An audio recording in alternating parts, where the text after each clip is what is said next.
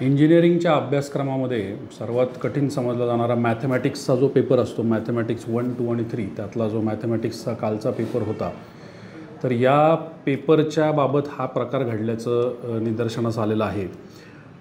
वाघोली या भागामधली पार्वतीबाई गेनबा मोझे college of engineering या ठिकाणचा शिक्षक प्रतीक सातव या शिक्षकानेच हा प्रकार केल्याचं निदर्शनास आलेलं आहे।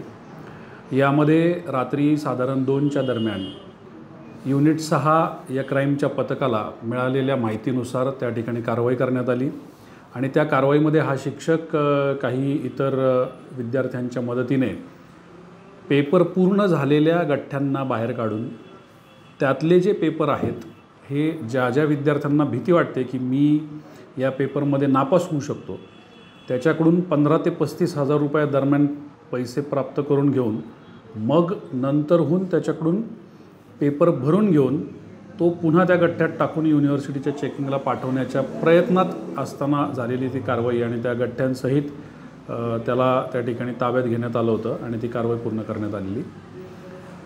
सदर प्रकाराचा गुन्हा हा वाघोली पोलीस स्टेशन या ठिकाणी दाखल आहे आणि त्यात पुढील तपास चालू आहे।